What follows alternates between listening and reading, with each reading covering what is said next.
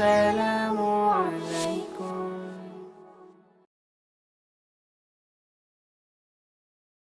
আছে না নাই?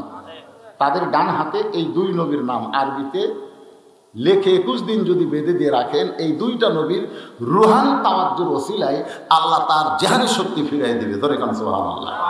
হ্যাঁ, একটা হলো দাউদ কে সুলাইমান, আর একটা কে মুসা কালিমুল্লাহ। আমরা মুসা কালিমুল্লাহর বহু চালাকের ওয়াজ কোনো বক্তার কাছে না শুনলে আমার কাছে আপনারা শুনছেন, শোনেন নাই? কিন্তু সুলাইমানের চালাকি জানেন? সামান্য একটা বলি, ওই আটা এক গামলা আটা নিয়ে বুড়ি যাচ্ছে, সারাদিন কাজ কাম করে যা মজুরি পাচ্ছে এক গামলা আটা, এটা নিয়ে বুড়ি যাচ্ছে। যাওয়ার সময় ঘূর্ণিঝড় উঠে আর গামলা আছে কিন্তু আটা নেই। মানে এমন একটা ঝড় উঠছে, বুড়ির মাথার গামলা আছে কিন্তু আটা নেই। বুড়ি কই কে রে, এ আটা গেল কোথায়? তো মেয়ে মানুষ তো বোঝেন, কোনো বিপদে পড়লে তার অবস্থা কি হয়। চিল্লা চিল্লি করতেছে, আল্লাহর আক্কেল নাই, আল্লাহর আক্কেল নাই। সারাদিন কাজ কাম করে আটা নিয়ে বাড়িতে যাচ্ছে, আমার সন্তানরা না খেয়ে আছে, আল্লাহর আক্কেল নাই। এমন সময় ছোট্ট সুলাইমান রাস্তায় খেলাধুলা করতেছে। সুলাইমান থেকে বলে, বুড়িমা কাঁদেন কেন? বলে, আমার গামলা আছে, আটা নেই, সারাদিন কাজ কাম করে আটা নিয়ে বাড়িতে আসতেছিলাম, আমার অভুক্ত ক্ষুধার্ত বাচ্চারা রুটি খাবে, আর এখন গামলা আছে, আটা উড়ে কোথায় যায়? তো সুলাইমান বলতেছে, বুড়িমা এই জায়গাতে একজন লোক আছে, আল্লাহর সাথে তার সম্পর্ক ভালো, তার নাম হলো দাউদ, তোমার এই বিচার তুমি তার কাছে দাও।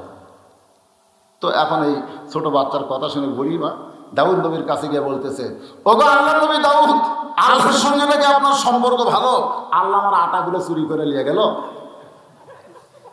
তা আল্লাহর একটা বিচার হবে? দাউদ নবী তো চিল্ল, বুড়ি কয় কিলো সারাদিন কাজ কাম করে একটা আটা নিয়ে আসতেছি, সে আটাটা গেল কোথায়, তার বিচার করে দেন। দাউদ নবী বলতেছে, বুড়িকে এক বস্তা আটা দে, আর কুলি বলেছে বাড়ি পর্যন্ত পৌঁছে দে। তো কুলি মাথা আটার বস্তা নিয়ে যাচ্ছে, বুড়ি খুব খুশি, যাক ছোট বাচ্চার কথা শুনে কামি হলো। রাস্তায় সুলাইমান বলতেছে, বুড়ি খবর কি? বলে, বাবা তোমার কথা মতো কাম করে এক বস্তা আটা পাইছি। সুলাইমান বলে, বুড়িমা সামান্য এক বস্তা আটা নিবেন কেন? বিচার হয়নি, কারণ যে আটা নিয়ে গেছে সে আটা আপনি ফেরত চান। এবার ছোট বাচ্চার কথা মতো বুড়ি দাউদ নবীর কাছে গিয়ে বলতেছে, আপনার বাইতুল মালের আটা আমি চাই না, গামলার আটা ফেরত চাই। আপনি বিচার করেন, আল্লাহর সঙ্গে আপনার সম্পর্ক, আল্লাহর নবী। দাউদ চিল্লায় বলে, বুড়ি রে, তো কে পাঠাইছে এইরকম বুদ্ধি? তুই যে খুশি হয়ে কুলি আটা নিয়ে যাচ্ছে, খুশি হয়ে সামনে রেপলাইট করলি, আর ফেরত আসলি আটা চাষ গামলা কে? ছোট্ট একটা বাচ্চা। ডাকতে নিয়ে আসা হলো, জিজ্ঞেস করা হলো, সুলাইমান আমি বাবা হইয়া বিচার করে এক বস্তা আটা দিলাম, আর তুমি কেন বুড়ি ফেরত দাও? সঙ্গে সঙ্গে সুলাইমান নবী বলতেছেন, ইন্নাল্লাহা ইয়ামুরুকুম আন তুআদ্দুল আমানাতি ইলা আহলিহা ওয়া ইযা হাকামতুম বাইনান নাস আন তাহকুমু বিল আদল। মানুষের মধ্যে কাউকে যখন বিচারক মানা হয়, সে নিজের ইচ্ছায় বিচার করবে না, বিচার করবে কার ইচ্ছায়? আদল ইনসাফ সহকারে। বুড়ির আটা চুরি হয়ে গেছে, সেই আটা কে নিয়ে গেল সেই বিচার আপনি না করে আপনি বাইতুল মালের একজনের আটা দেন, এটা বিচার হলো? দাউদ বলে, তাহলে কেমনি বিচার করব? বাতাস আটা নিয়ে গেছে। সুলাইমান বলতেছে, বাতাস বড় না আপনি বড়? আল্লাহর সৃষ্টি জগতের মধ্যে যত সৃষ্টি রয়েছে, বাতাস বলেন, পানি বলেন, আগুন বলেন, মাটি বলেন, যা বলেন, ফেরেশতা বলেন, আকাশ বলেন, জমিন বলেন, সব চাইতে যত মাখলুকাত মানি সৃষ্টি, আর মাখলুকাতের ভিতরে আল ইনসানু আশরাফুল মাখলুকাত। জোরে গান সুবহানাল্লাহ। আপনারা কি মনে করেন ফেরেশতা বলো না আমরা বলো? আমরা তো অনেক সময় বলি লোকটা ফেরেশতার মতো, লোকটা ফেরেশতার মতো, তখন খুব খুশি হয়, যাক আমার ফেরেশতার সাথে তুলনা করলো রে। আপনি যদি কাকু বলেন যে ডিসিটা পিয়নের মতো, ডিসিটা পিয়নের মতো, তাহলে খুশি হবে কে রে? ডিসি পিয়নের সাথে তুলনা করলো কেন? আপনি যখন কোনো ফেরেশতার সঙ্গে তুলনা করবেন, আপনি একই তুলনা করছেন। মাটির আদমকে আল্লাহ সৃষ্টি করিয়া ঘোষণা করিলেন আল্লাহ শ্রেষ্ঠ বলিয়া। তাই নূরের ফেরেশতা করে আদমকে সেজদা, সবার চেয়ে দিলেন মাটির মানুষকে সম্মান। জোরে বলেন সুবহানাল্লাহ। সুলাইমান বলে, বাবা যে বাতাস আটা নিয়ে গেছে আপনি আল্লাহর কাছে বলেন সেই বাতাস আটা কেন নিল? আপনি যোগাযোগ করেন, নেটওয়ার্ক ক্লিয়ার আছে। জোরে বলেন সুবহানাল্লাহ। নেটওয়ার্ক ক্লিয়ার আছে, আপনি মোবাইল নম্বরে যোগাযোগ করেন।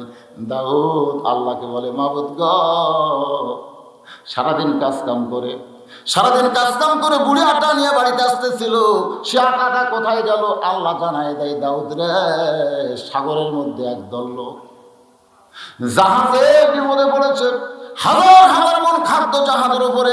হঠাৎ জাহাজের তলা ফেটে পানি উঠতেছে, চিৎকার করে বলতেছে, আল্লাহ আমাদের জাহাজটা যদি কুলে ভেঙে যায় তাহলে আমাদের যত কিছু আছে সব তোমার দান করব। আর সদকাতু তারুদ্দুল বালা, এই দান করার নিয়ত করার সঙ্গে সঙ্গে আমি বুড়ির আটা বাতাসের মাধ্যমে নিয়ে ওই জাহাজের যেখানে ফেটে ছিদ্র হয়েছে ওই আটাটা গুলি করে সেই জায়গায় লাগানোর ব্যবস্থা করেছি। এখন জাহাজটা কুলে ফেরার সঙ্গে সঙ্গে ওই আটাগুলো সব তারা দান করে দিবে। সুলাইমান বলে, বাবা যেখানে বুড়ি 1000 মণ আটা পাবে সেখানে 1 বস্তা আটা কেন দেন? কারণ বুড়ির আটা দিয়েই তো জাহাজের তলার ছিদ্র বন্ধ হয়েছে। এখানে হাদিসটা হলো আস-সাদাকাতু তারুদ্দুল বালা, দান সদকা করলে বালা মুসিবত দূর হয়ে যায়। সুবহানাল্লাহ। আমি আকিমপুরতে ওয়াজ করে আসতেছি, ওই গোপীনাথপুর পার হয়ে মোস্তাপুরের রাস্তায় ওখানে কতগুলো ছেলে, মানে 15ই ডিসেম্বর রাত্রে ওই 16ই ডিসেম্বরের লিখতেছে, মানে রাস্তার ওপর 16ই ডিসেম্বর বিজয় দিবসের শুভেচ্ছা এরকম সব সাদা কালি দিয়ে লিখতেছে।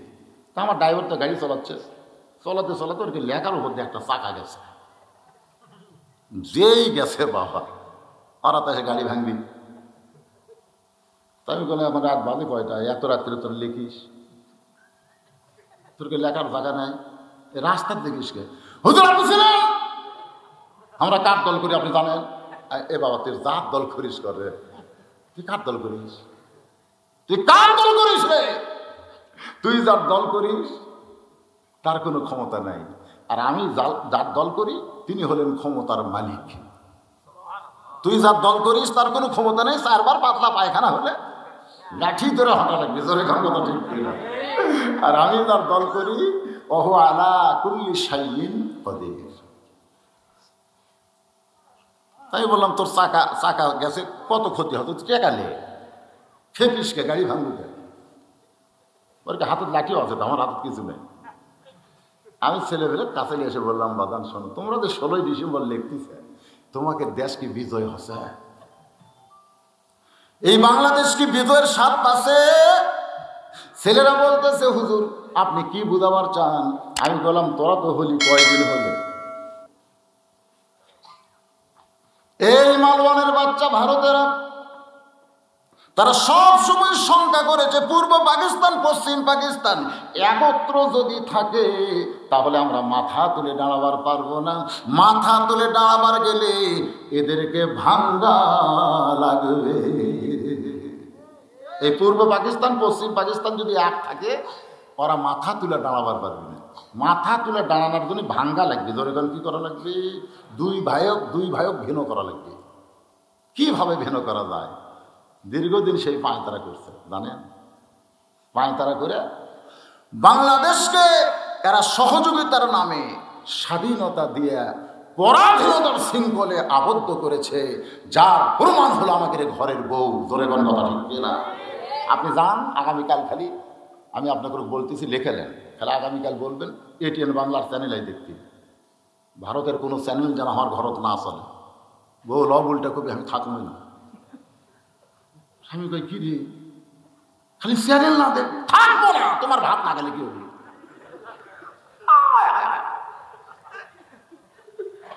খালি কয়ে দেখেন যে ভারতের চ্যানেল দেখা চলবে না, বিশেষ করে দুটা চ্যানেল, স্টার জলসা জি বাংলা, এই চ্যানেল দেখা যাবি না, ওই আপনার ভাতই খাবি না। যাকে বাড়ি ডিসে লাগে না, তবে কয়ে দেখেন। আমি হিসাব করে দেখছি আমাদের বউগুলা ইন্ডিয়ান চ্যানেল দখল করছে, আর আমাদের যুবকগুলো ইন্ডিয়ান হারবাল শেষ করে দিয়েছে।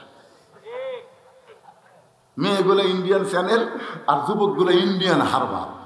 প্রত্যেক দেওয়ালে দেওয়ালে সবুজ হলুদ কালারের বিজ্ঞাপন দিয়ে আছে। ভিতরে লেখছে ছোট জিনিস বড় করবে, খাটো জিনিস লম্বা করবে, আগামোটা গোড়া সেগুন লেভেল পজিশন করবে, বেশিক্ষণ থাকবেন, তাহলে এই ওষুধ 2 মাস খান, 2 মাস খান।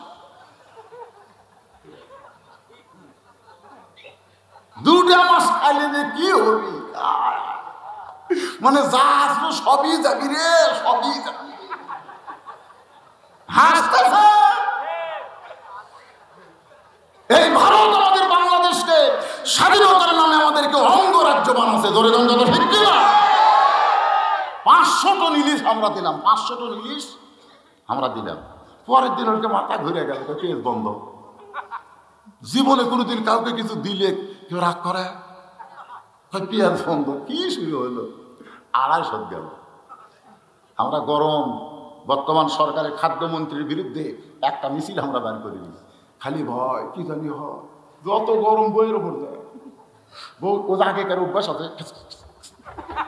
স্বামী যে মারছে চল, বউকে চল, পেঁয়াজের দাম কত?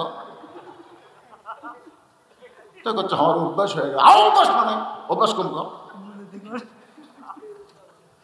মানে আগেকার অভ্যাস আছে, খ্যাচ খ্যাচ করে করতে দেবে। স্বামী চল মারছে, কম খা। বর্তমান প্রধানমন্ত্রীর কাছে পেঁয়াজ না খেলেও তরকারি স্বাদ হয়। এটা কয়া প্রধানমন্ত্রী তা ভাইরাল হবে ভাই।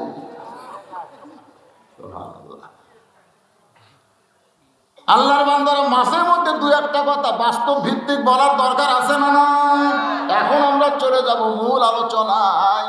আস্তাইনু বিসসবরি ওয়াসসালাত ইন্নাল্লাহা মা'আস সাবিরিন। আল্লাহ নবীর সমস্ত সাহাবীরা বসে আছেন, নবী মেহরাবের মধ্যে ঢুকতেছেন। তাহলে মেহরাবটা কি? আল্লাহ যখন এ আয়াত নাজিল করলেন, ওগো নবী, যারা আপনার পিছনে জামাতবদ্ধভাবে নামাজ পড়ে তাদেরকে আপনি সৈন্য হিসাবে গড়ে তোলেন।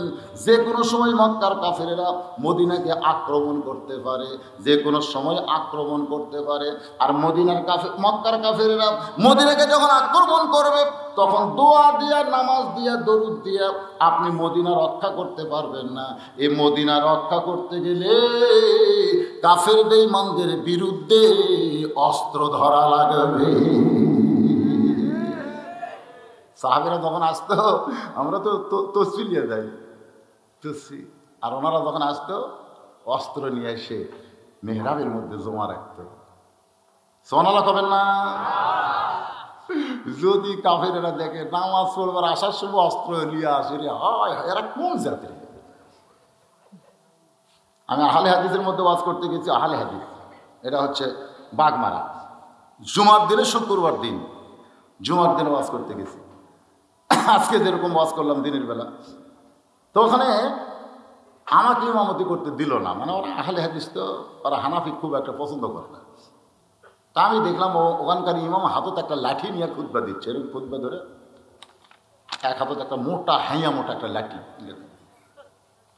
তো লাঠি নিয়ে তখন খুতবা শেষ করলো। নামাজের পর আমি ইমামকে বললাম, কে ভাই লাঠি কেন?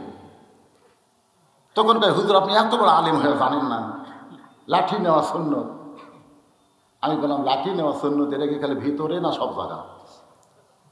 তখন করছে, না আমরা খালি ভিতরে এলেই বাইরে এলেই না। আমি বললাম, আমার গাড়ির মধ্যে যাই দেখেন একটা লাঠি আছে। তখন ইমাম সাহেব কয়, লাঠি খেন? আহলে হাদিস ইমাম বলতেছে, আপনার গাড়ির লাঠি খেন? বিপদ হতে পড়িসনি। আমার ড্রাইভার রাত 2টার সময় আমাকে বলতেছে, হুজুর আপনি গেটত নামেন, আমি গাড়ি রাখার জায়গায় গাড়ি রাখতেছি, আমার মার্কেটের সামনে গাড়ি রাখি। তো গেটত নামে দিচ্ছি, আমি বিসমিল্লাহ গেট খুলছি। ভাই গেটের ধারে জামের কাছে তাহলে 5টা কুত্তে, ওটা তার আমি জানি না। ওরা আমার গাঁওতে কালো কাপড় দেখে ওর কিন্তু কি জিকির উঠলো। বর্তমানে কুত্তে 2 দল দেখবার ভাবতেছে, একটা হলো মুয়াজ্জিনের দল আর একটা হলো হুজুরের দল। দেখবেন আযান যখন শুরু করবি এই শালাতে কুত থেকে দৌড়ে আসে, ও করতেছে, গান হচ্ছে, বাজনা হচ্ছে, এরকম মুখ বিজলার নাই। কিন্তু আযান শুরু হলে ও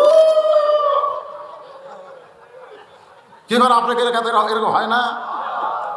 এত গান বাজনা হয়, এরা কোনোদিন মুখ বিজলায় না, কিন্তু মুয়াজ্জিন আযান শুরু করলে শুরু করে ব্যাপার। যে ভিতরে ঢুকছি ওই 5টা কুত্তে আমাকে ঘুমরু দেওয়া শুরু করলো, খাও খাও করে ধরলো, মনে হয় আমার পাঞ্জাবি ছেড়ে ফেলবে। আমি দোয়া ইউনুস পড়ি, কুত্তা লড়ে না। আমি ইন্না লিল্লাহ পড়ি, কুত্তা লড়ে না। আমি ইন্নাহুম ইয়াকিদুনা কাইদা ওয়া আকিদু কাইদা, এই কোরআনের আয়াতটা পড়তেছি, এরপরও যখন কুত্তা নড়ে না, আমার কাপড় ছিঁড়বে পড়ায়, এমন সময় আমার মন বলতেছে এখানে যদি তোর হাতে একটা লাঠি থাকতো, এ দোয়া দরুদ কিছুই লাগতো না। একটা বাড়ি যদি কুত্তার কান সারাত মারা পারতো, তাহলে 4টা কুত্তা এমনি খেউ খেউ করে দৌড় মারতো। ধরে কোন কথা ঠিক কিনা? আমি বুঝতে পারলাম যখন বাংলাদেশে দোয়া দিয়ে দরুদ দিয়া হবে না, তখন বাংলাদেশের মুসলমানের হাতে লাঠি লাগবে। ধরে কোন কথা ঠিক কিনা? আপনি কি মনে করছেন কুত্তের খুবই জোর? যারা খাং খাং করতেছে তো বসা মতো সাইজ কর মতো, আসলে এই শালাকের কিন্তু জোর নেই, খালি কান সারাত একটা লাঠি যদি মারেন, বুঝলেন, আর সবাই খালি লাঠি হাতত নিয়ে থাকবে, একটা কুত্তেও সাইড দিয়ে থাকবে, কথা থাকবে, কথা কর না কেন থাকবে। কিন্তু আমাদের নবীর সন্ন্যত লাঠি নাই, যদিও থাকে মসজিদের মধ্যে। আল্লাহর বান্দার একটু মনোযোগ দিয়ে শুনবেন, নবী আমার মেহরাবের মধ্যে কি গল্প হচ্ছে না? কি গল্প? দোয়া দোয়া হবে পরে, বাইরে থেকে দোয়া, ভিতরে আসো বাবা। দোয়া তো সত্য মতো চায়া লাগবে। বিশ্বাস তোমায় দোয়া করবার কাছে, এতে বগুড়া বিশ্বাস তো ভালো না, আগে 5 ফিট থেকে এক সিন যাচ্ছে দোয়া। দোয়া একেবারে দোয়া হাত তুলে দোয়া করছে, দোয়া করে দেখে জুতা নেই, মানে জুতা থুয়া দোয়া করেছে, দোয়া করে দেখে জুতা নেই। একজন দৌড়ে আসে, লিখছে লিখ, তোমরা দোয়া করো, যারা জুতো লিখছে আল্লাহ দান তার হেদায়েত দেয়। আর আবার দোয়া করতেছে, আল্লাহ ভুল হয়ে গেছে, আল্লাহ যারা জুতো লিখছে খুব হেদায়েত দাও। আপনাদের কি মনে হয় হেদায়েত হবে না? হবে? আল্লাহ রাসূলের কাছে এক সাহাবী বলতেছে, হুজুর একটা মেয়ে চুরি করছে, নাম হলো ফাতেমা। হুজুর জীবনে কোনোদিন চুরি করে নাই, প্রথম চুরি করেছে, মাফ করা যায় কিনা? সঙ্গে সঙ্গে নবী দাঁড়িয়ে বললেন, আমার ফাতেমাও যদি চুরি করত, চুরি করলে চোরের হাত কাটা আইন চালু করা বাদ দিয়ে দোয়া করলে সে মুনাফিক হয়ে যাবে। চোরের জন্য কোনো দোয়া করা যাবে? তো এখন দোয়ারও শর্ত আছে। আব্দুল কাদের জিলানী রহমতুল্লাহের কাছে যুবক বলে, হুজুর দোয়া করেন আল্লাহ যেন একটা সন্তান দেয়। হুজুর খালি সমান দোয়া করে। পরের বছর কি দোয়া করলেন, ভালো করে করেন, আবার দোয়া করছে। 3য় বছর এসে কয়, হুজুর আপনি ওলি না কলি, দোয়া করেন সন্তানের বাপ হই না। আব্দুল কাদের জিলানী চোখ বন্ধ করে বলতেছে, বিয়া করছে? কয় না, বিয়া করিস নি,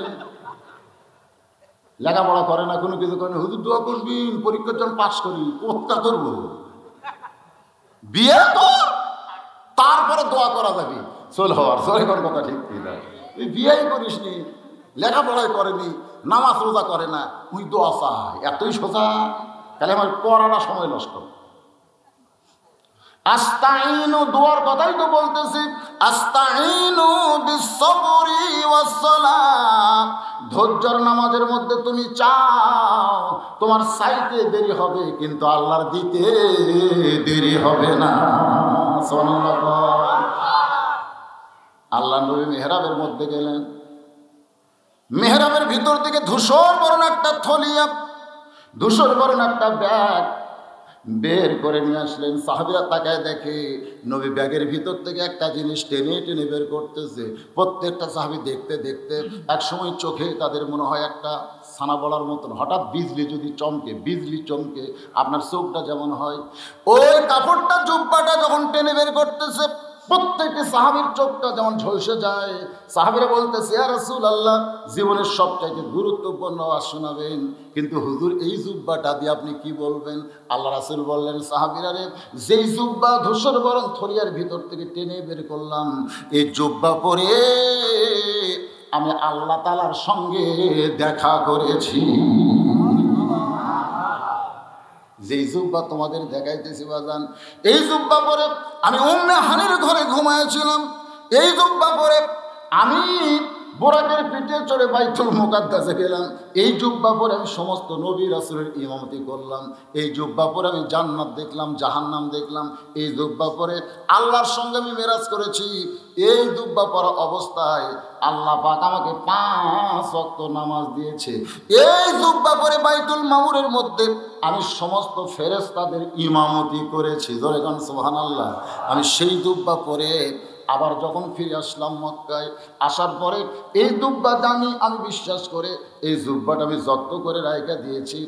আর কোনোদিন এই জুব্বা আমি পরি নাই। ওগো আমার সাহাবীরা, আমি নবী কোনোদিন পৃথিবী থেকে বিদায় নেব না, কিন্তু মানুষ হিসাবে আমাকে বিদায় নেওয়া লাগবে। এখানে কিন্তু আমাদের একটা জিনিস বুঝতে হবে, নবী কিয়ামত পর্যন্ত জীবিত। নবী কোনোদিন মৃত্যুবরণ করতে পারে না, কিন্তু একজন মানুষ হিসাবে, আব্দুল্লাহর ছেলে হিসাবে, আমিনার সন্তান হিসাবে, ফাতেমার বাবা হিসাবে, হাসান হোসেনের নানা হিসাবে আমাকে বিদায় নেওয়া লাগবে। কিন্তু নবী হিসাবে কলেমা থাকবে যতদিন, নবী থাকবে ততদিন, আজান থাকবে যতদিন, নবী থাকবে ততদিন, নামাজ থাকবে যতদিন, নবী থাকবে ততদিন, কোরআন থাকবে যতদিন, আল্লাহর নবীও থাকবে ততদিন। জোরে কোন সুবহানাল্লাহ। এই জন্য আমরা কেউ বলবো না নবী মারা গেছে।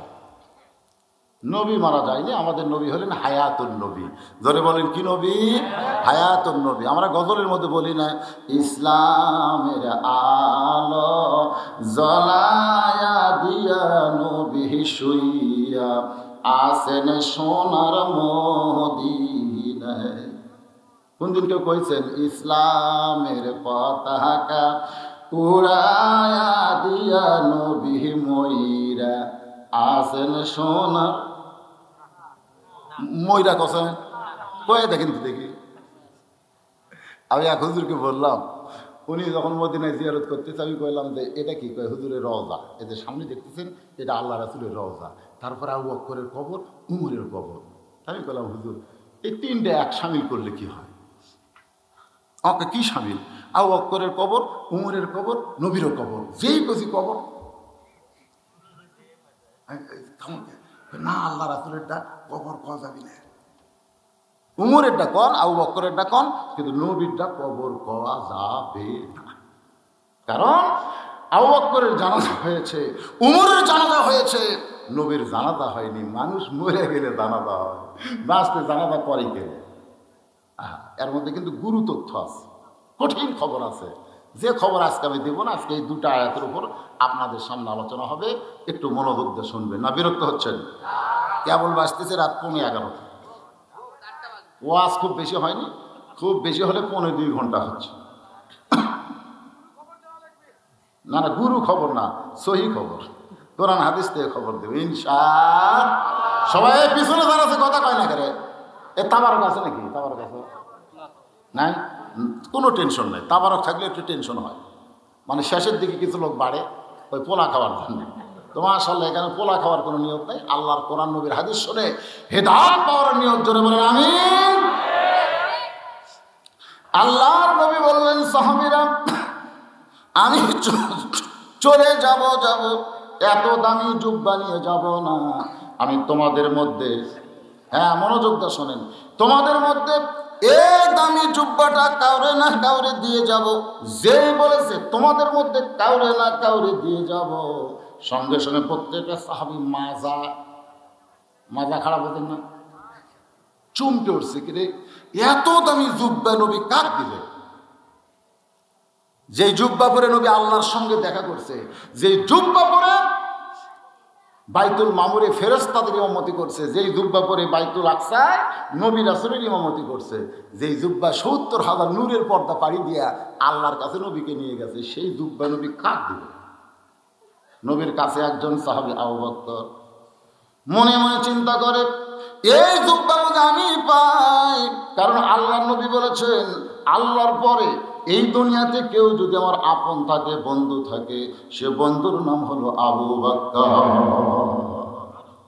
নবী বলেছেন সমস্ত উম্মতের নেকি যদি এক পাল্লায় দেওয়া হয়, আবু বকরের এক রাতের নেকি যদি অন্য পাল্লায় দেওয়া হয় সমস্ত উম্মতের নেকির চাইতে আবু বকরের গারে সুরের মহব্বতের নেকির ওজন বেশি হবে।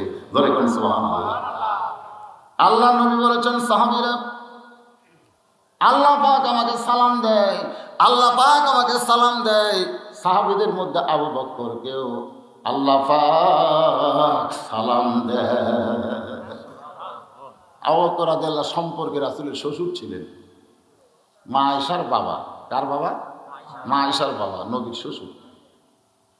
মনে করতেছে জামাই হিসেবে, শ্বশুর হিসেবে তো জামাইটা আমাকে দেওয়ার কথা, আবার ওই দিক দিয়েও তো আমি কমজোরি না, মনে হয় জুব্বা আমি পাই। আবু বকর রাদিয়াল্লাহু ডান পাশে একজন সাহাবী মাথা নিচু করে মনে মনে চিন্তা করে জুব্বা বুঝা আমি পাই, জুব্বা বুঝা আমি পাই। কারণ আল্লাহ নবী বলেছেন, আমার পরে এই দুনিয়াতে কেউ যদি নবী হতো লাকানা ওমর, নবী হওয়ার সব যোগ্যতা আল্লাহ ওমরকে দান করেছে, কিন্তু আমি শেষ নবী বলে ওমর নবী হবার পারল না। জোরে সরে কোন সুবহানাল্লাহ। আল্লাহ রাসূল বলেছেন, হাসরের ময়দানে আল্লাহ আমার ওমরকে নবীদের কাতারে দাঁড় করাইয়া দিবে। জোরে কোন সুবহানাল্লাহ। কারণ আমি যে একটা কথা, নবী যে কথা বলে সে কথা কি নিজে কয় না আল্লাহ কয়? এ কথা কন না কেন? মা ইয়ানতিকু আনিল হাওয়া ইন হুয়া ইল্লা ওয়াহয়ুন ইউহা। তাহলে এই কথা তো নবী কয় না, আল্লাহ কয়েছে। আল্লাহ রাসূল বলতেছেন, আমার এই কথার সম্মান রক্ষার্থে আল্লাহ ওমরকে হাসরের ময়দানে নবীদের কাতারে দাঁড় করাইয়া দিবে। দুনিয়াতে নবী না করলে কি হবে? হাসরে দাঁড় করাইয়া দিবে। আল্লাহ রাসূল বললেন, যে কাতারে প্রথম থাকবে দাউদ আলাইহিস সালাম, ওই কাতারে 2 নম্বরে ওমর, 3 নম্বরে থাকবে সুলাইমান। খুব খেয়াল করবেন, নবীদের সারানার হিসাব কেশিয়ারকে ছাড়ে না, ওই কিরপুন কোনোদিন 2000 টাকা দিবে না। আলী বলতেছেন, পাগল, নবী যেইগুলো কথা বলে, নবী যেইগুলো কাজ করে, নবী যেইগুলো করতে বলে, এগুলো নবী করে না, আমার আল্লাহ করায়।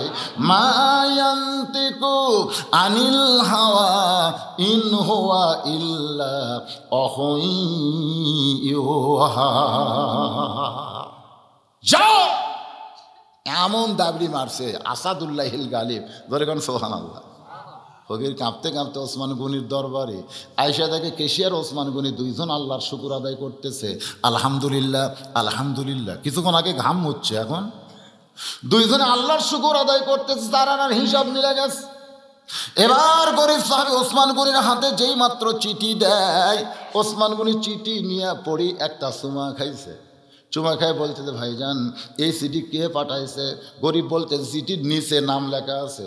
ওসমান গনি বলতেছে, নামটা কি? বলে মুহাম্মাদুর রাসূলুল্লাহ। সঙ্গে সঙ্গে চিঠিতে একটা চুমা দিয়ে বলতেছে, ভাইজান এই চিঠি কে পাঠাইছে? গরিব বলতে, চিঠির নিচেই তো নাম লেখা আছে মুহাম্মদ রাসূলুল্লাহ। ওসমান গনি সব সঙ্গে সঙ্গে চিঠিতে একটা চুমা খায় বলতেছে, ভাইজান এই চিঠি কে পাঠাইছে? গরিব কয়, কে রে? একই কথা বারবার শুনবার চাওয়ার কারণ হলো, সিটির মধ্যে 2000 টাকার অঙ্ক দেখে মাথা খারাপ, রাগ করে বলতেছে, আল্লাহর নবী এই সিটি পাঠাইছে। ওসমান গনি চুমা খায় বলতেছে, ভাইজান এই সিটি কে পাঠাইছে? গরিব কয়, দেখছি রে 2 বার 4 আনার জন্য, কেশিয়ারকে ছাড়িস নি? তুই দিবি না বুঝবার পারছি। রাগ করে নবীর কাছে গিয়ে বলতেছে, ইয়া রাসূলুল্লাহ আপনি দিবার পারবেন না ঠিক আছে, কিন্তু এমন কিরপনের কাছে আমার কেন পাঠাইলেন? আল্লাহ রাসূল বলে, কেমনে বলো তুমি? বলে, চিঠি দেওয়ার সঙ্গে সঙ্গে জিজ্ঞাসা করে কে পাঠাইছে, আমি আপনার নাম বলি, আবার জানতে চাই কে পাঠাইছে, আমি আপনার নাম বলি, আবার জানতে চাই, নাম বলে রাগ করে আইছি, হুজুর বিচার চাই। এমন সময় রাসূল কান্দেরে বলে, আমার ওসমান তো এমন হওয়ার কথা ছিল না, আমার ওসমান তো এমন হওয়ার কথা ছিল না। টাকার মহব্বত ওসমানকে আল্লাহ রাসূলকে ভুলে গেল। এই কথা নবী যেই বলতেছে, তাকায় দেখে দরজায় 1 বস্তা টাকা নিয়ে ওসমান এতিমের মতন দাঁড়িয়ে আছে। আল্লাহ রাসূল বলে, ওসমান আমি তোমার ভাইকে 2000 টাকা দান করতে বলেছি, 1 বস্তা টাকা আনছো কেন? ওসমান গনি বলে, ইয়া রাসূলুল্লাহ চিঠি পাওয়ার সঙ্গে সঙ্গে 2000 টাকা নিয়ত করেছি, আর মনে মনে নিয়ত করেছি যতবার আপনার পবিত্র নাম বলবে আমি আপনাকে এত ভালোবাসি গো নবী,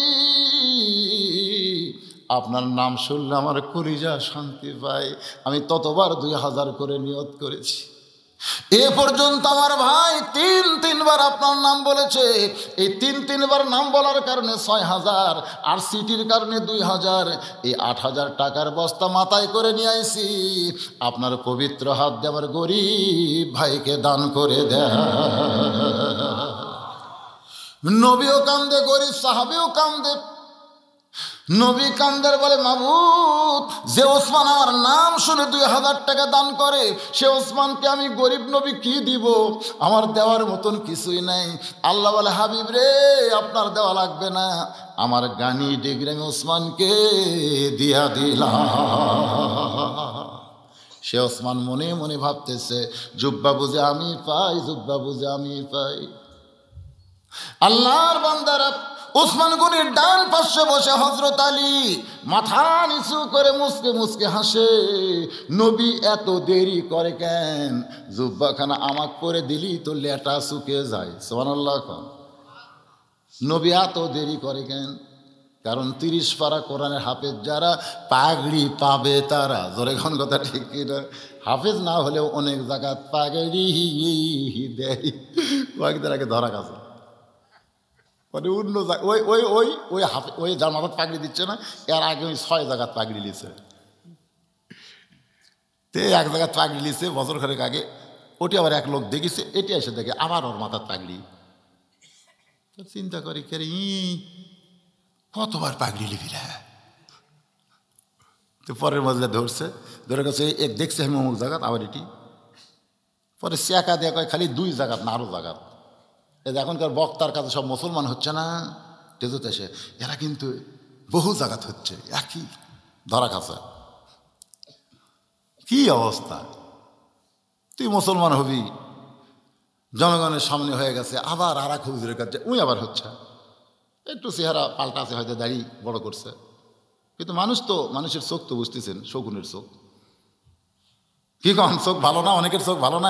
একবার দেখলি, আমি সেই কোন আমলে ওয়াজ করছি, তোমার হুঁশ নাই? এখন পর্যন্ত 2-1 ছোট বাচ্চা মুখস্থ করে। স্মরণশক্তি কি কম নাকি? দৃষ্টিশক্তি, স্মরণশক্তি মানুষের প্রখর।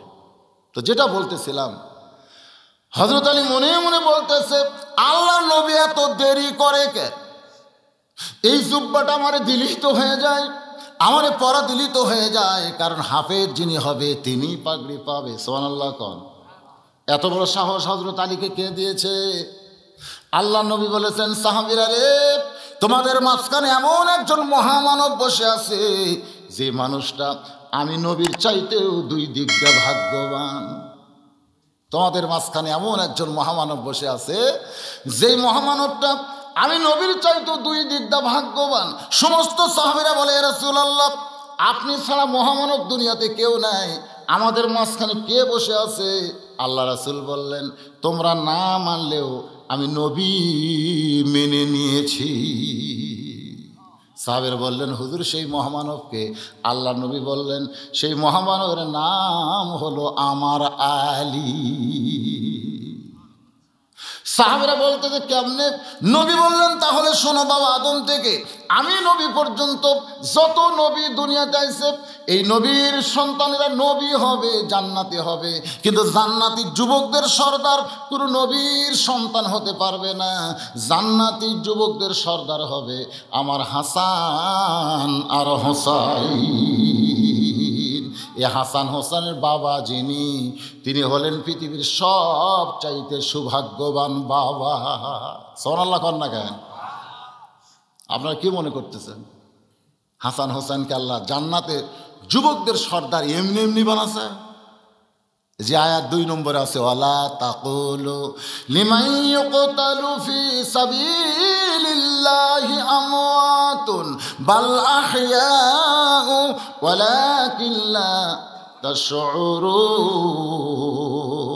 আল্লাহ রাস্তায় যারা জীবন দিবে তাদেরকে তোমরা মৃত্যু বলো না।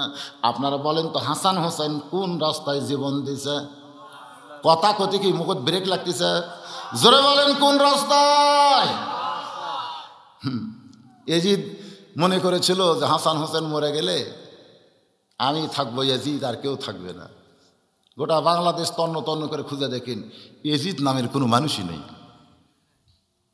কিন্তু হাসান হোসাইন নামে মানুষ আছে না নাই? জোরে কোন আছে না নাই? হ্যাঁ, ক্ষমতার অহংকারে, ক্ষমতার মোহে অন্ধ হয়ে ভালো মানুষকে হত্যা করে আজকে যারা মনে করতেছে ভালো মানুষ শেষ হয়ে গেছে রে, ওরকে নাম গন্ধ নাই রে,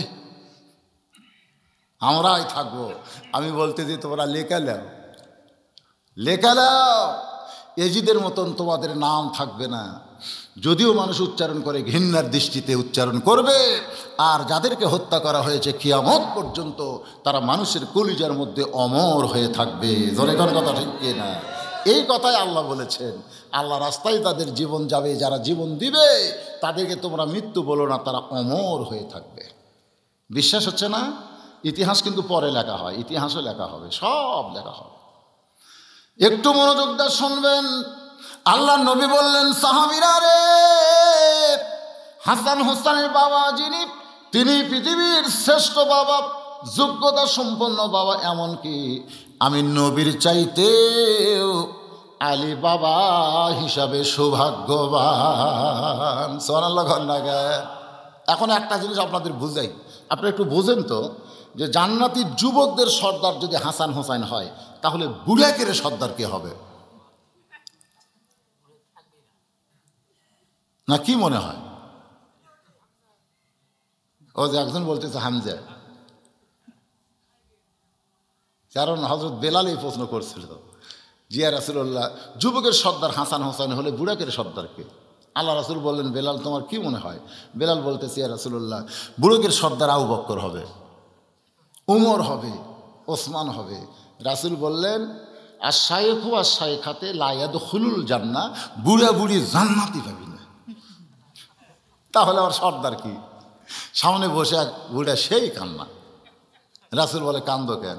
বলে, হুজুর, বুড়া মানুষ আমি জান্নাতে যাবো না। আল্লাহ বলতেছে কান্দো না, আর রাসূল বলতেছে কান্দো না, কান্দো না, থামো থামো। আচ্ছা, মনে করো আল্লাহ তোমাকে জান্নাত দিল, তো জান্নাতে যাইয়া তুমি কি চাবা? একটা বুড়া মানুষের চাহিদা আর যুবকের চাহিদা কি এক? কারণ একটা দাদার চাহিদা লাতির চাহিদা কি এক? না, দাদা সবসময় চাই বাড়ির থাকবো, বাড়ির থেকে বাইরে যাব না, কিন্তু বেটা পছন্দ করে না। ওই বাড়িতে বউ, স্টার জলসা দেখে বেটার বউ, লাতি মাইকেল জ্যাকসনের গান শোনে, বুড়া চিল্লায় কয়, এ বাড়ি জাহান্নাম হয়ে গেছে রে, এই বাড়ির থাকা যাবে না। বেটা কয়, শালা মরেও না। রাস্তাত মন ভার করে ঘুরতেছে, একজন কয়, মন ভার কেন? কেমন বুড়া বাপ মরে না, খালি চিল্লা চিল্লি করে। কয়, একটা কাম করো, তুমি চিল্লাত পেটে দাও, 40 দিন বাড়ি ঠান্ডা। তো এখন আসে বেটা বাবক করছে, আব্বা ঢাকাতে ইজতেমা হচ্ছে, যাবেন? বাপ তো মনে করছে যাইবা, অনেকে কয় হজের সব পাওয়া যায়, যাইবা। গ্যাপে ওটি 17 জন শালা ঠান্ডাতে মরিছে, সব কয়টা বুড়ে ঠান্ডা মরে শেষ। হ্যাঁ, একটা যুবক মরেনি, পেপার দেখেননি আপনারা? সব বুড়ে মরে শেষ রে। আপনি শোনেন, যার বাপ দেয় ওটি মরল, ওই বেটা জান্নাত যাবি না, ওই বেটা জান্নাত যাবে না। তুই বেটা সবসময় বাপকে রাখবি, যেই বাবার জন্য আল্লাহ পেনশন দিয়ে দিতে। সুবহানাল্লাহ কর না কেন? তার কা ঢাকার যাওয়া লাগবে? শোনেন, বাবার চেহারা দেখলে আল্লাহ হজের সব দেয়। সুবহানাল্লাহ কর না কেন? কিন্তু অনেক সন্তান চিল্লাত পেটে দেয়। আমার বাবাজিরা একটু মনোযোগ দিয়ে শুনবেন। রাসূল বললেন, মুরব্বী, তুমি জান্নাতে যাইলে তোমার চাহিদা কি? বুড়ো সাহাবী বলতেছে, রাসূলুল্লাহ, আল্লাহ যখন আমাকে জান্নাত দিবে, আমি তখন সোনার ইটের বাড়ি চাই, সোনার ইটের। কারণ বুড়া মানুষের কাছে বাড়ি ভালো। আচ্ছা ঠিক আছে, বাড়ি আল্লাহ দিল, এরপরে কি চাও? বলে, হীরা জহরতের বর্তন চাই, হীরা জহরতের বর্তন। বলে, এরপরে কি চাও? বলে, আঙ্গুর ফলের বাগান চাই। তো নবী ইসলাম করে বলতেছে, এত ফল থাকতে আঙ্গুর ফল কেন? বলে, হুজুর, আমার দাঁত নাই তো, আমি সবরি পেয়ারা এগুলো আপেলের যদি আমাকে দেয় তো আমার দাঁতই নেই, কিন্তু আঙ্গুর দাঁত না থাকলে মাসিয়া শক্ত আছে, খালি ঠাসি দিয়ে রস খামো। আল্লাহ রাসূল বললেন, বুড়ো, আল্লাহ যখন তোমাকে জান্নাত দিবে তখন এই মুরব্বী অবস্থায় দিবে না, তোমাকে 30 বছরের যুবক বানাবে। এই কথার দ্বারা বোঝা গেল সমস্ত জান্নাতীদের সর্দার হবে হাসান আর হুসাইন। জোরে গান সুবহানাল্লাহ। আল্লাহ নবী বললেন, সাহাবীরা রে, বাবা আদম থেকে আমি নবী পর্যন্ত সমস্ত নবীর বিবিরা জান্নাতে হবে, কিন্তু জান্নাতি নারীদের নেত্রী কোন নবীর বিবি হতে পারবে? এমনকি আল্লাহর নবীর বইয়েরাও জান্নাতি নারীদের নেত্রী হওয়ার পারবে না। পারবে? খাদিজা পারবে? আয়েশা পারবে? কথা কর না কেন? হাফসা পারবে? উম্মে সালমা পারবে? রাসূল বললেন জান্নাতি নারীদের নেত্রী হবে আমার কলিজার টুকরা ফাতেমা। ওই ফাতেমার স্বামী যিনি, তিনি হলেন পৃথিবীর সব চাইতে সৌভাগ্যবান স্বামী। সুবহানাল্লাহ কর না ঘা। আল্লাহ রাসূল এই মেরাজের হাকিকত ইলমে লাদুন্নি আনা মাদিনাতুল ইলমি ওয়া আলিউ বাবুহা হযরত আলীকে দিলেন, কারণ এই পৃথিবীতে 30 পারা কোরআন সর্বপ্রথম যিনি হেফজ করেছেন তার নাম হলো হযরত আলী। জোরে কান সুবহানাল্লাহ। হয়তো আপনারা বলবেন হুজুর আবু বকর, উমর, ওসমান আলী হাফেজ না হয়ে আলী কেমনি হলো? এখানে নবী যখন মাদ্রাসা করলেন, মাদ্রাসার 1 নম্বর ছাত্রের বয়স হলো 35 বছর। কত বছর? 2 নম্বর ছাত্রের বয়স হলো 27 বছর, 3 নম্বর ছাত্রের বয়স হলো 21 বছর, আর 4 নম্বর ছাত্রের বয়স হলো 8 বছর। এখন বলেন তো এই মাদ্রাসাত কোরআন শরীফ পড়ানো হয়, কোন ছাত্র হাফেজ হবে? 8 বছরেরটা। কারণ বাংলাদেশে আপনি 35 বছরে মাদ্রাসাত ভর্তি হন, আপনি সহি শুদ্ধভাবে কোরআন তেলাওয়াত করতে পারবেন, কিন্তু গোটা কোরআন মুখস্থ থোয়া কঠিন হবে। ঠিক কিনা বলেন? তারপরে আপনি 27 বছরে ভর্তি হন, আপনার পড়তে পারবেন, মুখস্থ কিছু হবে, কিন্তু পুরিয়া কোরআন মুখস্থ করা কঠিন হবে। 21 বছরের অবস্থাও তাই। তো 35 বছর আবু বকর, 27 বছর উমর, 21 বছর ওসমান, আর 8 বছরের আলী। জোরে খান সুবহানাল্লাহ। এই জন্য হযরত আলী যা শুনছে সব মুখস্থ হয়েছে। আর হযরত আলীকে জ্ঞানের কি দরজা বলা হয়েছে, কারণ আমরা সকলেই জানি জেরুজালেম ওমর ফারুক কিন্তু এক পাদ্রির কাছে ধরা খাইছিল। 4টা প্রশ্ন করেছিল পাদ্রি ওমরকে যে আমি মুসলমান হব যদি উত্তর দিবার পারো। 1 নম্বর প্রশ্ন হলো পৃথিবীর এমন কোন জায়গা সূর্যের আলো একবার পড়েছে কিয়ামত পর্যন্ত পড়বে না। 2য় প্রশ্ন হলো পৃথিবীর এমন কোন কবর জীবিত, লাশটাও জীবিত। 3য় প্রশ্ন হলো পৃথিবীর এমন কোন কারাগার নিঃশ্বাস নিতে পারে না, কয়েদি জীবিত থাকে। 4 নম্বর প্রশ্ন হলো পৃথিবীর এমন কোন 2 ভাই একই সঙ্গে জন্মেছে, একই সঙ্গে মরেছে, অথচ এক ভাইয়ের চাইতে 100 বছরের বড়। ওমর ফারুক বললেন পাদ্রি এমন কঠিন প্রশ্ন করলে এর উত্তর আমি দিবার পারবো না। পাদ্রির কাছে ওমর ফারুক মনটা ভার করে আলীর সামনে যখন দেখা হয়, আলী রাদিয়াল্লাহু বললেন যে আমির আল মোমিন মন ভার কেন? বলে জেরুজালেমের পাদ্রি এমন 3-4টা প্রশ্ন করেছে উত্তর দিবার পারিনি। বলে কি প্রশ্ন? পৃথিবীর এমন কোন জায়গা সূর্যের আলো পড়েছে একবার, কিয়ামত পর্যন্ত পড়বে না। আলী রাদিয়াল্লাহু হাসতেছে, বলতেছে যে মুসা আলাইহিস সালাম যখন সাগর পাড়ি দিচ্ছিল ওই সময় আল্লাহ সাগরকে রাস্তা করেছিল। রাস্তা যখন হয়ে গেল তখন সূর্যের আলো সাগরের তলায় গিয়ে পড়লো, কিন্তু যখন ফেরাউন ওই রাস্তা মনে করে ঢুকলো তখন আল্লাহ আবার রাস্তা পানিতে ভরে দিল। ওই যে সূর্যের আলো পড়েছে কিয়ামত পর্যন্ত আর পড়বে। পৃথিবীর এমন কোন কারাগারের মধ্যে কয়েদিও জীবিত, আবার নিঃশ্বাস নেবার পারে না। সঙ্গে সঙ্গে আমি গানটা বলতেছি, বাবাই আনন্দে মাতিয়া সাগরে ভাসাইয়া সেই যে চইলা গেল খবর নিল না মাজন, ধরিয়াই উদরে কতই যতন করে 10 মাস পরে পায় প্রসবের বেদনা। মায়ের উদরে সন্তান যতদিন থাকবে নিঃশ্বাস নিবার পারবে না, এরপরে আল্লাহ পাক তাকে জীবিত রেখেছে। পৃথিবীর এমন কোন কবরটাও জীবিত, লাশটাও জীবিত। নবী ইউনুস নবীরে খাইলো মাছেতে গিলিয়া, ফেরেশতা পাঠাইলেন তখন ইসমে আজম দিয়া, দমে দমে সে হরদম পড়ে সে ইসমে আজম, মাছেরই উদর হইতে বাঁচাইলা প্রাণ। সবাই বলেন আল্লাহু আল্লাহু, তুমি জাল্লে জালালুহু, শেষ করা তো যাই না গে তোমার গুণগান। ওই 40 দিন মাছটা ছিল কবর, আর মাছের মধ্যে ইউনুস নবী ছিল লাশ। লাশও জীবিত, মাছও কবর জীবিত। পৃথিবীর এমন কোন 2 ভাই একসঙ্গে জন্মেছে আবার একসঙ্গে মরেছে, এক ভাইয়ের চাইতে 100 বছরের বড়। আলী বললেন আজিজ আর ওজাইর আলাইহিস সালাম। সঙ্গে সঙ্গে ওমর বলতেছে আলী, ওই লাইলাতুল মিরাজের জুব্বা যখন রাসূল তোমাকে দিয়েছে তখন থেকে আমরা বিশ্বাস করেছি তুমি শুধু আলী না, তুমি যেন জ্ঞানের ভান্ডার।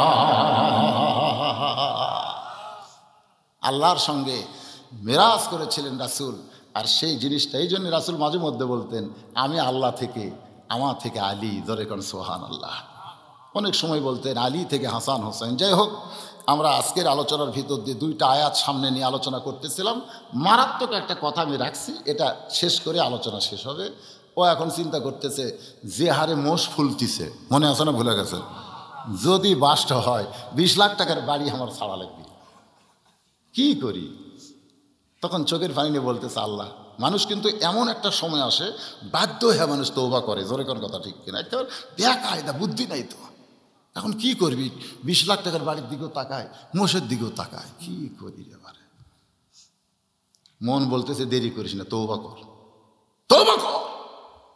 এতদিন যা করছিস বল আল্লাহ আমি সব ভুল করছি, তোমার কাছে মাফ চাই, খালি কথাটা কয়ে দেখ। তওবাকারী আল্লাহর দোস্ত হয়, আর তাইবু হাবিবুল্লাহ, জোরে কর সুবহানাল্লাহ। চিৎকার করে বলে, মাবুদ বেটার বিয়াতে ধনী করে দাওয়াত দিছি, গরিব করে দাওয়াত দেই নাই। মোষ মরলে গরিবের জানলার কাছে গেছি, ধনীর কাছে যাবার পারি নাই। আল্লাহ গো, বিপদে পড়ে মরা মহিষের কাছে আমি দোয়া করেছি, আমার এই দোয়া কবুল হবে না, আমি তোমার কাছে তওবা করতেছি, তুমি এখন আমাকে বাঁচাও। আস্তাইনু বিস-সাবরি ওয়াস-সালাহ, আমি ধৈর্য ধারণ করে আমি তোমার কাছে কাঁদতেছি নামাজের ভিতর দিয়া। আল্লাহ তোমার কাছে তওবা করতেছি। সঙ্গে সঙ্গে আল্লাহ বলে, বান্দা তুমি যখন আমার কাছে তওবা করলে, এখন তুমি শোনো, তোমার বাড়ি থেকে কোদাল নাই? তখন বলতেছে আল্লাহ আছে। এটা কিন্তু এলকায় নফস, আপনার ভিতরে যে বিবেক আছে, এই বিবেকের আদালতে এই প্রশ্নগুলো এমনি এমনি আসবে। তোমার বাড়ি থেকে কোদাল নাই? আছে। তওবা যে করছেন, ভিতরে বুদ্ধি আসতেছে, তো কোদাল দিয়ে কী করো? কোদাল দিয়ে আল কাটি। আর কি করিস? কোদাল দিয়ে আর কি করি? ও মানুষ মরলে কবর খুঁড়ি। তো মানুষ মরলে যদি কবর খুঁড়ে পারিস, মোষ মরলে, যেটি মোষ মরে আছে ওর গাও ঘুষে একটা গর্ত কর, মোষের চাইতে 1 হাত বড়, এটা গর্ত কর। তো ওই মোষের কাছে হুমাহুম খেলে কোদাল মারে একটা গর্ত করছে, করে বলতেছে আল্লাহ এখন কি করব? আল্লাহকে তোর বাড়ির লাঠি নেই? কাছে লাঠি দিয়ে কী করিস? চোর ডাকাত বাড়ির যেন না ঢুকে দরজা। আর কি করিস? কুত্তে টুত্তে মারি। আর কি করিস? আবার কি করবো আল্লাহ? ওই লাঠি দিয়ে একটা ঠেলা মারা পারবো না? এই গর্ত আছে, গর্তের এই পারে এসে মোষের ভিতর ঢুকে দেবো, ঢুকে একটা ঠেলা মারবো, একটা চানা মারবো, পারবো না? তা পারবো, তোকে দিয়ে দেখ। এক চানা মারছে, মোষ গর্তের মধ্যে চলে গেছে। এখন মাটিগুলো দিয়া চাপা দে, মাটিগুলো দিয়া চাপা দে। আজকে আমাদের বাংলাদেশে কোদাল আর লাঠি, এই দুইটা সুন্নত যদি আমরা আদায় করবার পারি, তাহলে র্যাবের ভয়, পুলিশের ভয় কোনো ভয় নয়। যত মোষ আছে সবগুলা চাপা দেওয়া যাবে। বুঝবার পারলে বুঝলেন, না পারলে না বুঝলেন। ইস্তেগফার পড়েন, আস্তাগফিরুল্লাহ রব্বি মিন কুল্লি জামবি ওয়া তুবু ইলাইহি, আস্তাগফিরুল্লাহ রব্বি মিন কুল্লি জামবি ওয়া তুবু ইলাইহি, লা হাওলা ওয়ালা কুওয়াতা ইল্লা বিল্লাহিল আলিয়্যিল আযীম। আল্লাহুম্মা সাল্লি আলা সাইয়্যিদিনা শাফিনা মাওলানা মুহাম্মদ ওয়া আলা আলিহি ওয়া সাহাবিহি ওয়া বারাক সাল্লিম। স্পেশালভাবে দোয়া হবে রিপন ভাই, জিল হক, রুহুল আমিন, গোলাম রব্বি, ইমরান, লিটন, ফিরোজ পরিবার সহ তাদের জন্য দোয়া করবে, সবার জন্যই দোয়া হবে। এখানে যে কয়টা নাম বললাম, এনারা অবশ্য এখানে আঞ্জাম দিয়েছে, অনেক কষ্ট করেছেন, তাদের জন্য তো দোয়া হবে। আল্লাহ পাক আমাদের সকলকে কবুল করুন, আল্লাহুম্মা আমিন। আল্লাহুম্মা আনতাস সালাম ওয়া মিনকাস সালাম, তাবারাকতা ইয়া যাল জালালি ওয়াল ইকরাম। আয় আল্লাহ তাআলা, তোমার যুবক বান্দারা গান বাজনা আয়োজন না করে আজকের এই কঠিন শীতের ভিতরে এই জান্নাতের বাগান যারা লাগাইছে, আল্লাহ মেহেরবানি করে এই যুবকগুলোকে 5 ওয়াক্ত নামাজি হিসাবে কবুল করে না। আয় আল্লাহ তাআলা, তোমার মসজিদের জন্য জান্নাতের বাগান লাগাইছে, এই মসজিদকে কিয়ামত পর্যন্ত কবুল করে নাও। মসজিদের যত সমস্যা আছে এলাকার মুসল্লির মাধ্যমে আল্লাহ সেই সমস্যাগুলো সমাধান করার ব্যবস্থা করে দাও। আল্লাহ আজকে মাগরিবের নামাজের পর থেকে রাত 12:15 পর্যন্ত কন্টিনিউ আলোচনা শুনেছে তোমার পাগল বান্দারা। আজকের মাহফিল তুমি আমাদের হেদায়েতের জন্যে, নাজাতের জন্যে, জান্নাতের জন্যে কবুল করে নাও। এই মাহফিলের শুরু থেকে শেষ পর্যন্ত যত আলোচনা হয়েছে আল্লাহ, এর মধ্যে যদি ত্রুটি হয়, ভুল হয়, মাফ করে দাও। এর যা হাদিয়া মঞ্জুর করো। সোনার মদিনা নবী পাকের রওজা মুবারকে আল্লাহ কবুল করো। तमाम अम्बियाई केराम, আসহাবে কেরাম, তাবিনী কেরাম, তাবিনী কেরাম, तमाम পৃথিবীর মাটির নিচে যত মুমিন মুমিনা আছে আল্লাহ সকলের আরওয়াহ পরে হাদিয়া কবুল করো। আল্লাহ, আমরা যারা হাত তুলেছি, আমাদের মধ্যে জনম দুঃখিনী মা যাদের কবরে চলে গেছে, ছোট্ট একটা শব্দ হলো মা। এ নামের মধ্যে যে কি মধু, যাদের মা নাই তারাই বুঝতেছে। এই দরদের মা যাদের কবরে গেছে আল্লাহ মেহেরবানি করে মায়ের কবরকে জান্নাতের টুকরা বানায় দাও। বাবার বাড়ি ঘর সবই আছে, আমি সহ যারা বাবা হারা এতিম হয়েছি আল্লাহ মেহেরবানি করে বাবার কবরটাকে জান্নাতের টুকরা বানায় দাও। আমাদের দাদা দাদি, নানা নানি, আত্মীয় স্বজন, শ্বশুর শাশুড়ি, আপন জন যাদের কবরে গেছে আল্লাহ কবরবাসীদের তুমি মাফ করে দাও। আল্লাহ, এই বান্দিকে ইসাবুর পাড়ার উপরে রহমত বরকতের দরজা খুলে দাও। আল্লাহ, যেই পাড়া থেকে এত টাকা পয়সা খরচ করে আজকের এই জান্নাতের বাগান লাগাইছে আল্লাহ, তাদের সকলকে জান্নাতি হিসাবে কবুল করে নাও। আয় আল্লাহ, তারা প্রত্যেক বছর এমন করে একটা জান্নাতের বাগান যেন তারা লাগাতে পারে, এমন ইমানি শক্তি আল্লাহ তাদেরকে দান করে দাও। আল্লাহ গো, আজকের এই মাহফিল লাগাইতে গিয়া যারা সর্বাত্মক সহযোগিতা করেছে, কেউ অর্থ দিয়া, কেউ বুদ্ধি দিয়া, কেউ শারীরিক শক্তি দিয়া, আল্লাহ সবগুলোকে জান্নাতের বিনিময় হিসাবে কবুল করো। আজকের মাহফিলের সম্মানিত সভাপতিকে আল্লাহ তুমি কবুল করো, প্রধান অতিথিকে কবুল করো, বিশেষ অতিথিদের আল্লাহ তুমি কবুল করো।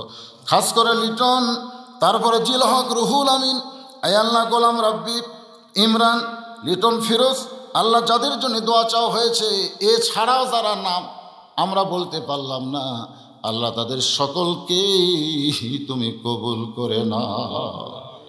আল্লাহ, আমার মা বোনেরা আল্লাহ কষ্ট করে জান্নাতের বাগানে পাশে বসে বসে ওয়াজ শুনেছে আল্লাহ, আমার মা বোনদেরকে আবিদা, সালিহা, পর্দানিশি কবুল করে মা ফাতেমার চরিত্র দান করে দাও।